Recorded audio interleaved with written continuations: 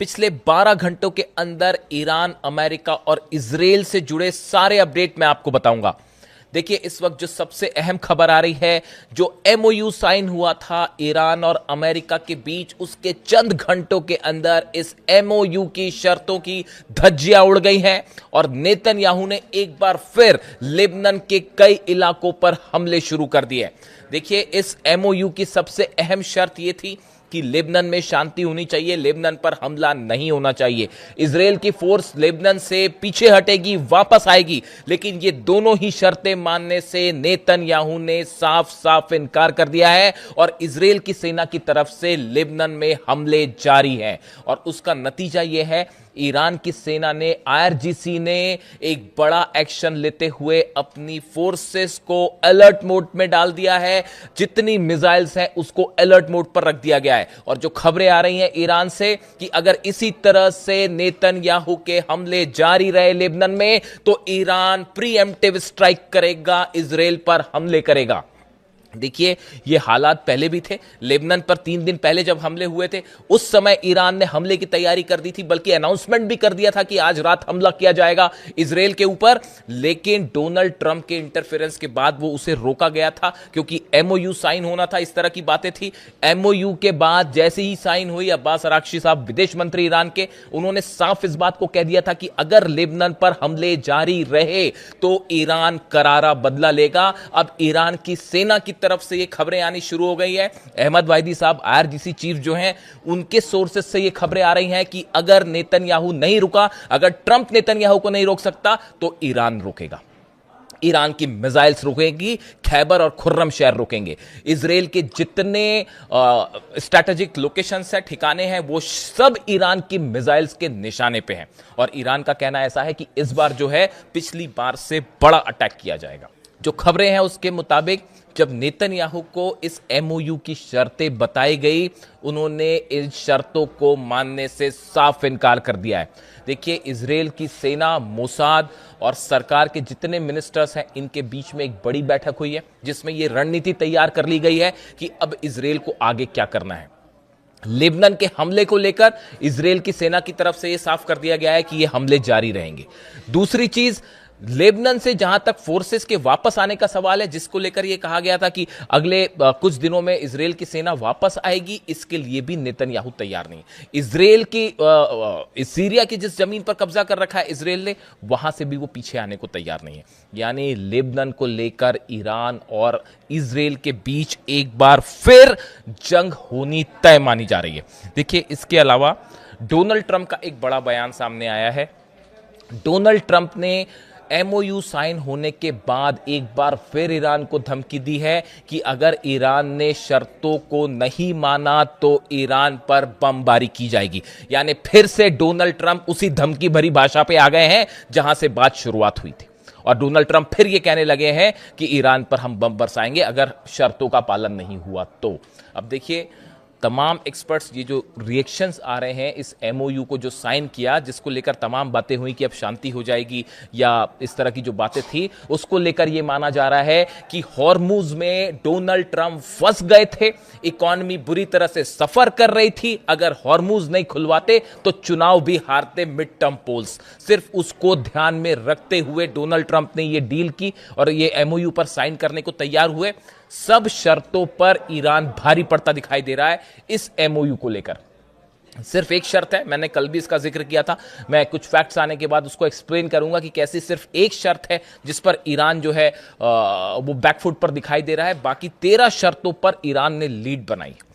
अब सवाल यह है कि आखिर डोनाल्ड ट्रंप इतना ज्यादा क्यों झुक गए?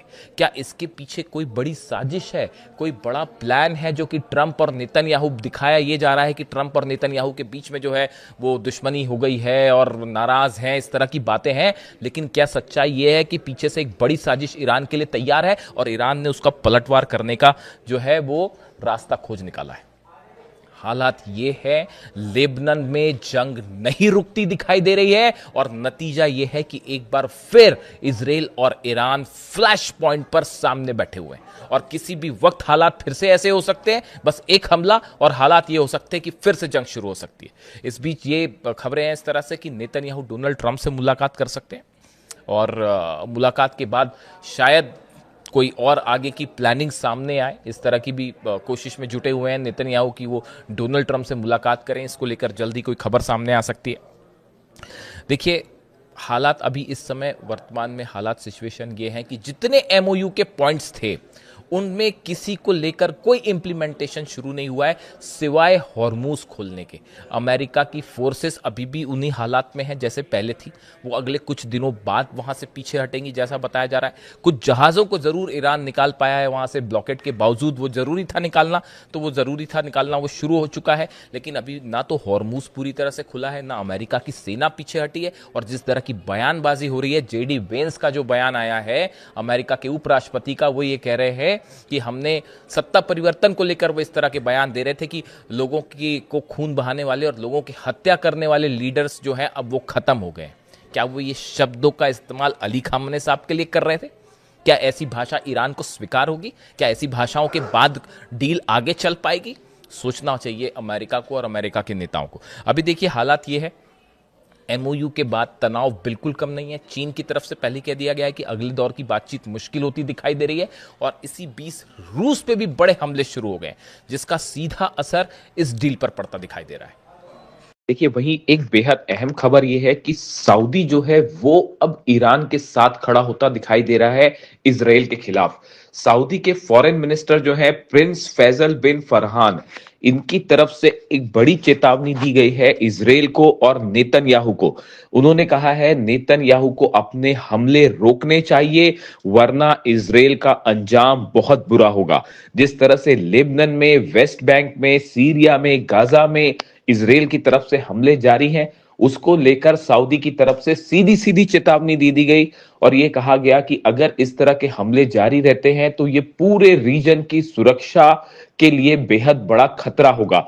और अगर इजराइल नहीं रुकता है, नेतन्याहू नहीं रुकते हैं, तो ये इजराइल की सुरक्षा के लिए भी बहुत बड़ा खतरा होगा। अब देखिए सऊदी ने ऐसी बात क्यों कही, इसकी बड़ी वजह बताई जा रही है। ईरान ने जितने खाड़ी देश हैं सबको ये बात साफ कर दी है कि अगर इजराइल की तरफ से लेबनान पर खास तौर से हमले जारी रहते हैं तो इसका नतीजा यह होगा कि जो एमओयू साइन हुआ है उसे तोड़ दिया जाएगा और ईरान की तरफ से बड़ा मिसाइल प्रीएम्प्टिव अटैक किया जाएगा इजराइल के ऊपर। और देखिए हालात यही बने हुए हैं, जब से एमओयू साइन हुआ है उसके बाद से लगातार यही आशंकाएं जताई जा रही हैं कि अगर लेबनान पर हमले नहीं रुके, नेतन्याहू को नहीं रोका गया, तो एक बार फिर एमओयू खतरे में पड़ जाएगा और पूरे रीजन में फिर से वॉर छिड़ सकती है। इसीलिए शायद जेडी वेंस लगातार ये दबाव बनाने की कोशिश कर रहे हैं नेतन्याहू के ऊपर कि किसी तरह से ये जंग रुक जाए। कल भी जेडी वेंस के बयान सामने आए कि इजराइल जो है वो सिर्फ अमेरिका की हथियारों के दम पर ही जो है आज सुरक्षित है। इस तरह के बयान जेडी वेंस की तरफ से आए, लेकिन उसके बावजूद बेहद मुश्किल है नेतन्याहू को रोकना। और जिस तरह की खबरें हैं उसके मुताबिक नेतन्याहू ने एक बड़ा ऑपरेशन का प्लान शुरू कर दिया है कि कैसे ईरान के खिलाफ एक बड़ा ऑपरेशन छेड़ा जाए। इसके लिए बैठकों का दौर जारी है इजराइल में। साथ ही देखिए खबरें ये भी हैं कि इजराइल ने अपनी सेना को तैयार रखा है, एयरफोर्स तैयार है और ये कहा जा रहा है कि बस नेतन्याहू जैसी जब भी ऑर्डर करते हैं इजराइल हमला करने के लिए तैयार है। लेकिन जो अभी हालात हैं उसके मुताबिक डोनाल्ड ट्रंप की पहली प्रायोरिटी है किसी तरह से हॉर्मूज पूरी तरह से खुले, तेल जो है तेल सप्लाई सुनिश्चित हो ताकि अर्थव्यवस्था नियंत्रण में आए, ताकि आने वाले चुनाव में डोनाल्ड ट्रंप को नुकसान ना हो, मिड टर्म पोल्स में डोनाल्ड ट्रंप को नुकसान ना हो। इस बात पर पूरा फोकस है डोनाल्ड ट्रंप का। यही वजह बताई जा रही है कि ये एमओयू साइन किया गया है, लेकिन एमओयू के जो दूसरे दौर की बातचीत होगी उसको लेकर एक बार फिर ईरान के संसद के स्पीकर गलीबाफ साहब की तरफ से बयान आया है कि अगर आने वाले दौर में अमेरिका की तरफ से फिर पहले की तरह मुश्किल और जरूरत से ज्यादा डिमांड्स रखी गई तो ये एमओयू खतरे में पड़ जाएगा। यानी ईरान इस बात को जानता है कि अमेरिका बातचीत के दौरान एक बार फिर अपनी बात से पलट सकता है और यूरेनियम को लेकर न्यूक्लियर प्रोग्राम को लेकर ऐसी शर्तें सामने रख सकता है, ऐसी मांग सामने रख सकता है जो एमओयू का हिस्सा नहीं है। देखिए, एमओयू में बहुत सारी चीजें ऐसी हैं जो साफ नहीं है, क्लियर नहीं है। इसीलिए कहा जा रहा है कि अमेरिका की तरफ से अगर जरूरत से ज्यादा मांगे रखी जाती हैं तो ईरान उनका पालन नहीं करेगा और एमओयू तोड़ दिया जाएगा और फिर जंग ही आखिरी रास्ता होगा। यानी हालात ऐसे हैं, एक तरफ नेतन्याहू रुकने को तैयार नहीं है, दूसरी तरफ ईरान की खैबर मिसाइल्स तैयार है। ईरान की सेना कह रही है कि अब नेतन्याहू का इलाज, इजराइल का इलाज खैबर मिसाइलों से किया जाएगा। इन हालात में एमओयू कितने दिन तक टिका रहेगा, इसको लेकर सबके मन में बड़ी आशंकाएं हैं।